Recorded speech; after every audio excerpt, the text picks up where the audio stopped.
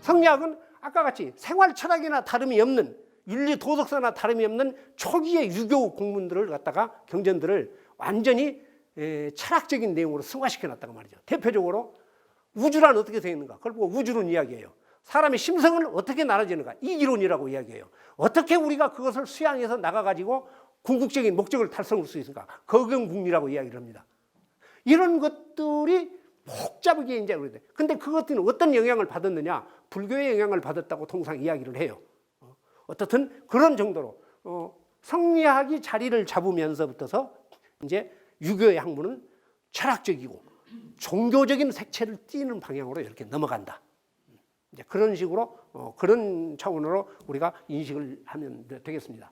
자, 고려 말때 성리학은 주자학이라고 하는 것은 이제 안양이라는 사람부터 들어왔고, 또 지금 뭐 그 이전에 뭐 김구라는 사람이 전라북도 부안 양반인데 그분에 의해서 들어왔느니, 그 이전에 또 안양 이전에 또 누가 이렇게 들어왔느니, 뭐 복잡한 이야기가 있지만은 어떻든 간에 주자학은 이렇게 들어왔고, 뭐 그다음에 주자 선생의 증손인 사람인 뭐 주잠 선생도 그 이전에 이렇게 들어왔고, 그러나 이제 공식적으로는 우리가 그냥 뭐 서수서원에 배양되었던 주세붕 선생이 세웠다고 하는 거기 이제 첫 번째로 배양되었던 안양 뭐 선생을 이렇게 이제 치지만은, 그런 것들은 이제 또 다른 각도에서 우리가 따 살펴볼 이야기고, 자, 성리학이 고려 말때 들어와서 조선조에 완전하게 이렇게 정착되는 것은 엄청난 철학적 깊이를 이렇게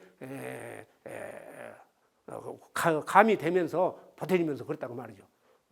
얼마 전에 엊그저께 이렇게 여기서 들어보니까 무슨 조선은 성리학 때문에 뭐 암흑기를 이렇게 지내왔다. 그건 너무 안타까운 이야기예요. 그건 모르는 얘기예요. 인류 역사에 사람의 심성을 놓고 이렇게 깊이까지 따라가는 역사는 없습니다. 중국 사람들도 깜짝 놀라요. 일본은 따라오지도 못하고. 주자 선생 이야기했고, 그 선대에서 틀이 잡혀져 오기 시작했던 금방 이기론에 관련되는 것들은 그 깊이가 말할 바도 없습니다. 자, 어떻든 이러한 성리학적 차원에서 모든 그 정치 사회의 어떤 이렇게 흐름이 가닥이 잡혀올 무렵에 우리나라는 엄청난 혼란기에 빠져들게 되죠. 그게 바로 임진왜란, 병자호란, 양호란입니다. 그래가지고 사회 질서가 내용적으로는 완전히 무너졌다고 그러죠. 그러니까 병자호란이 끝나고 나서 다시 사대부 계층에서는 사회의 틀을, 나라의 틀을 다시 세울 필요가 있었던 이야기죠. 그렇기 때문에 성리학이 아주 집중적으로 선두에 선 사람이 우암 송시열 선생입니다. 바로.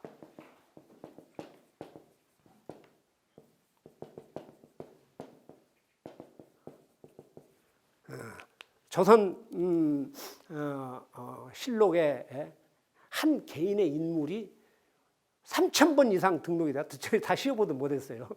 3,000번 이상 이렇게 나온 사람은 우암 송시열 선생밖에 없다고 그렇습니다. 우암 송시열 선생밖에. 자, 우암 송시열 선생은 1607년에 태어나가지고 1689년에 82세에 사약을 받고 돌아가셨어요. 경신환국 때. 경신환국이란다. 경신환국이 아니라 어떻든 숙종으로 붙어서 이제 정치적인 여러 가지 그 문제 때문에 제주도 유배 갔다 오시다가 사약을 받고 돌아가셨어요. 굉장히 건강하셨던 분이에요. 우암 송시열 선생을 이제 이야기를 하는 것이 바로 많은 오해가 불러져 일으키면서 잘못 이렇게 이해가 되고 있는 것 중에 하나가 사문난적이라는 거예요.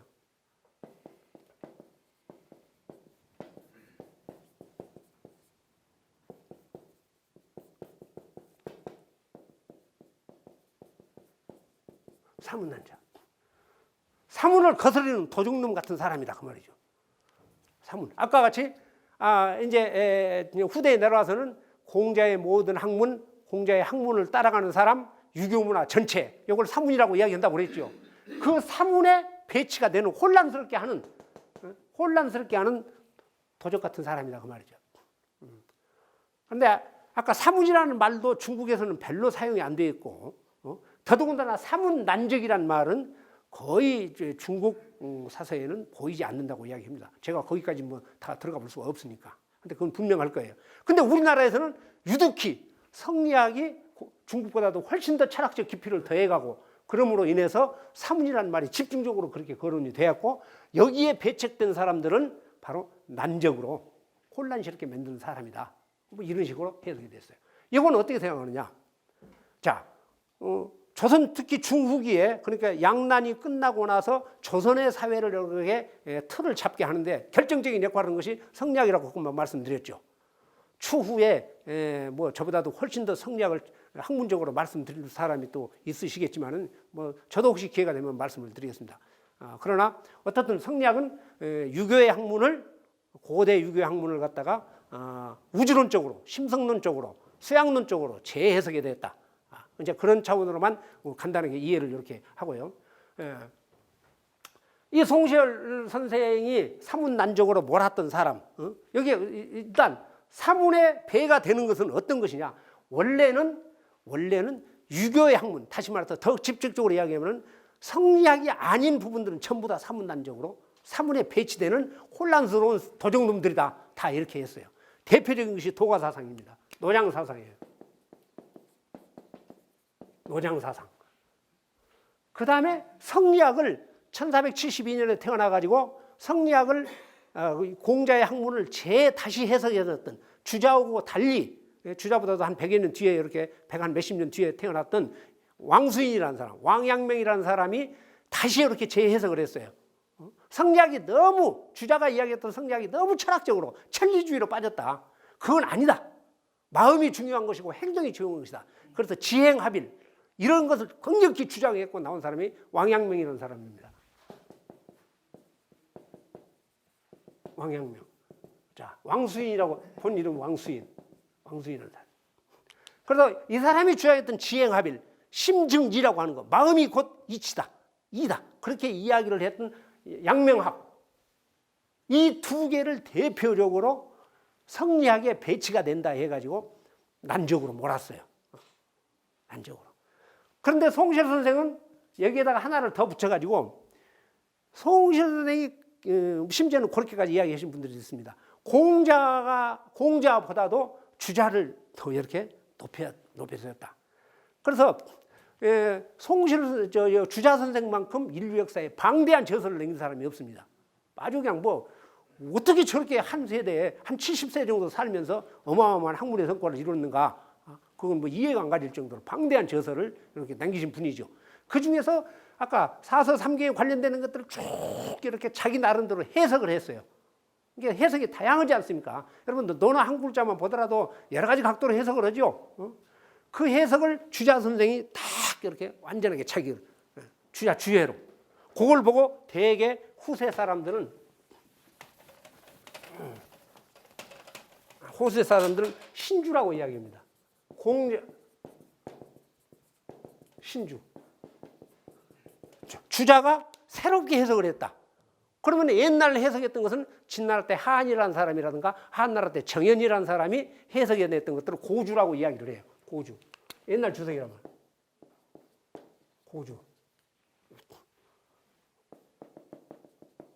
고주라고 이야기를 하는데 어떻든 간에 주자가 해석했던 주의 선생이 해석했던 것을 신주라고 이야기하는데 주의 선생이 해석한 것하고 조금만 틀리면은 무조건 송시열 선생은 저 난적으로 이렇게 다 몰았어요. 그러니까 이제 아까 우리가 사문 공자가 이야기했던 이 문이라고 하는 것에 배치가 되는 것을 직접적으로는 바로 아까 주자 선생이 해석해 냈던 것을 달리 이렇게 해석을 하는 사람들. 그 다음에 도가사상. 그 다음에 무슨 사상이에요? 아까 양명학. 양명학이 더 그렇습니다. 5분 정도 하고 토론 좀. 예. 그래요. 그러면은 어떻든 정리를 이렇게 하겠습니다. 그렇게 해서 이렇게 하다 보니까 우리 사실은 송시열 선생도 100% 주자는 다 맞는 것이 아니다라는 말씀도 이렇게 하셨다고 그러고 태계 이황 선생이나 율곡 선생도 주자가 해석한 것은 100%가 아닐 수가 있다. 그러나 이제 99.9%는 이제 맞다고 그렇게 보죠. 그런데 거기에 해석에 반기를 든 사람이 송시열 선생은 서인이자 노론의 거두이고 거기에 남인 쪽에 속해 준 사람들이 바로 대표적인 사람이 윤휴라는 사람입니다.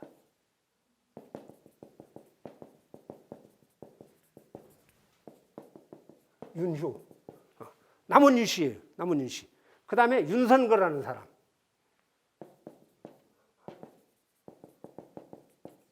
윤선거. 그것잖아 잊어버린 것 같은데. 윤성거라는 사람. 그 다음에 윤성거라는 사람의 아들 윤증이라는 사람. 윤증. 이런 사람들. 그 다음에 박세장이라는 사람. 이런 사람들이 주자가 해석해 놓은 것도 안 줄 수가 있다. 그래서 달리 이렇게 해석해요. 대표적인 사람이 윤주라는 사람이에요.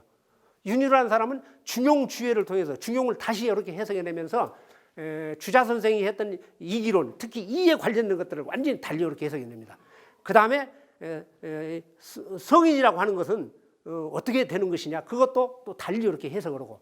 자, 시간이 없으니까 그렇게 달리 이렇게 해석해냈던 것들이 쭉 이렇게 나오게 됩니다. 그러니까 송시열 선생은 무슨 헛소리를 하고 있냐. 그래서 너는 사문에 아주 배치가 되는 사람이다. 그래서 사문난적으로 이렇게 몰았어요. 자, 그래서 우리는 그런데 이 사문난적으로 몰아가지고 엄청나게 조선 후기 사회를 갖다가 흔들었을 거라고 생각을 하는데, 더 깊이 있게 들어가 보면은 사문난적으로 해가지고 그렇게 학술적인 토론, 사상적인 토론, 그런 것은 굉장히 있고 서로 간에 이렇게 감정 싸움도 있었지만은, 이걸로 해가지고 그냥 사람이 그냥 뭐 4대 4화 때 같이 이렇게 막 없어지고 죽고 뭐 그런 것은 별로 없습니다. 이게 대표적으로 여러분들이 혹시 보면은 윤휴라는 사람은 송시열로부터서 사문난적으로 몰려가지고 죽었다라고 이야기하는데, 그것은 아니에요. 사문난적으로 몰렸을 때하고 윤휴라는 사람이 경신왕후로 해서 죽었을 때하고는 적어도 20년 이상 차이가 납니다. 그러니까 그런 것들이 심지어는 일제시대 때에 일본 사람들이 우리의 이 조선 후기가 이렇게 혼란했다는 것들을 이렇게 해석해내면서 잘못된 해석을 내렸다는 것들이 상당히 설득력을 얻고 있어요. 근데 실제로 그래요. 아까 송시열 선생이 윤휴 선생을 백호입니다. 호가. 임백호 선생 호가 같은데, 한자도 같은데, 백호 윤휴 선생을 실제로 사문난적이라고 그렇게 하면서 말도 안 되는 소리를 한다 하면서도 실제로 벼슬에 많이 청구를 하고 그랬어요. 그러니까 사문난적으로 해가지고 반대파 정파를 갖다가 그냥 뭐 사약을 내리게 하고 그런 것은 별로 없었다는 이야기예요. 다만 중요한 것은 이런 학문적인 토론, 학문적인 관계로 해가지고 많은 이렇게 시시비비 문제가 이렇게 오고 갔었다 하는 것들을 우리는 사문이라는 말과 그 다음에 사문난적이라는 말에 대해서 좀 달리 혹시 관심이 있으시면은 봐야 되지 않겠는가, 그렇게 생각을 합니다. 그래서 사문난적에 관련된 이야기를 조금 더 할까 했는데 추후에 또 기회가 되면은 말씀을 나누기로 하고, 뭐 한 5분. 예.